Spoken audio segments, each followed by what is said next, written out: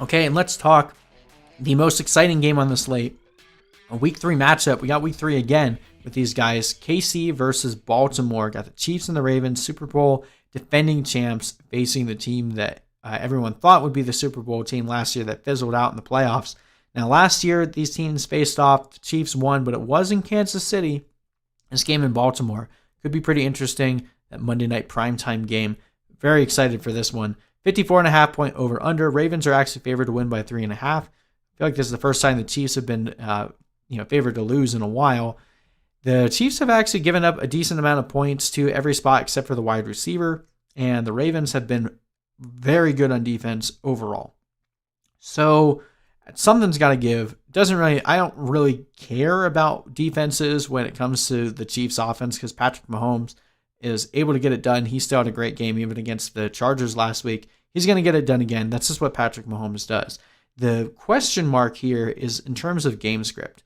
Is this going to be a game script like it was last year where the Chiefs offense was doing great and the Ravens were barely able to keep up? Or is this going to be a situation where, like we saw last year with the Colts, when they were able to grind the clock out and run the ball on the Chiefs and keep the ball out of Patrick Mahomes' hands? Because that really is the true key to defeating the Chiefs. If you can keep the time of possession on your side, keep scoring on long drives, it kind of drains the momentum of this offense. Because we saw like last year when they faced the Texans, once they get leveled up, it's very hard to stop them. But that was kind of the game plan with the Chargers on Sunday, and it almost worked. And I think the Ravens might be trying that same game plan. So that is my only, tepid worry that this game doesn't turn out to be the fantasy bonanza that we're hoping it would be. Because if they can do that, they can slow down the production of all the main guys here. But there's no way I'm going to talk you into benching any of them. Of course, you're starting Mahomes, you're starting Edwards-Helaire, you're starting Hill, and you're starting Kelce. Unless these guys are hurt, you're playing them every single week, regardless of matchup.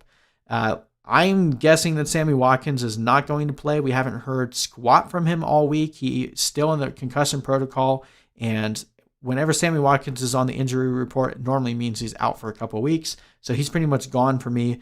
Mecole Hardman becomes an interesting play in that regard, taking over that wide receiver 2 role. Could have a big play. If you absolutely need a spot start and are just praying for a big touchdown, Mecole Hardman could get that done for you, but not someone I'm trying to put into my lineup, and probably not going to really look to play either defense here, even though they've both been performing well for fantasy.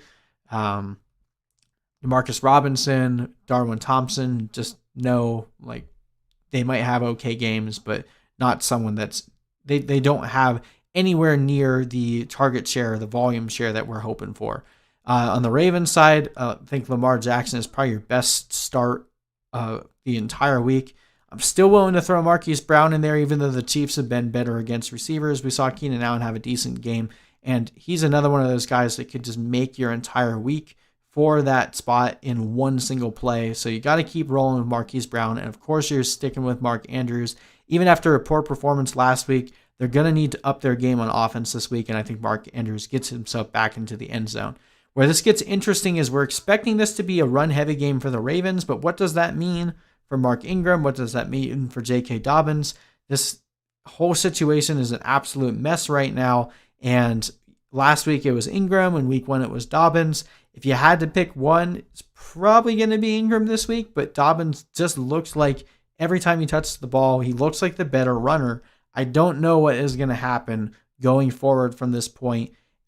We're just going to have to wait it out. If you have these guys, you're probably forced to start them just based on the amount of injuries we've had. But if you have the luxury of being able to bench them, I would do so until we get some more clarity on this offense.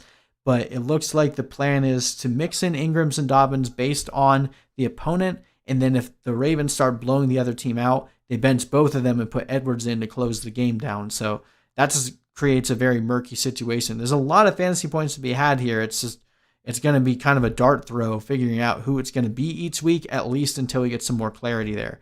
Miles Boykin, Willie Snead, one of these guys is probably going to score and make me look dumb, but I'm not jamming either of them into my lineup. And the Ravens defense, I would play them if you had to.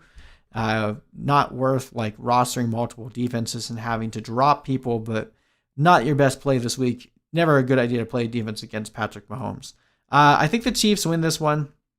I'm not thinking that their game script of trying to run the ball out is going to work for them. I think the Chiefs can continue to perform well on this team, even though they have a really good defense. But I don't bet against the Chiefs. That's just not a moneymaker at this point. So I got the Chiefs winning this one 31-27. But don't be surprised if the scoring is a little bit lower than this based on what we've talked about thus far.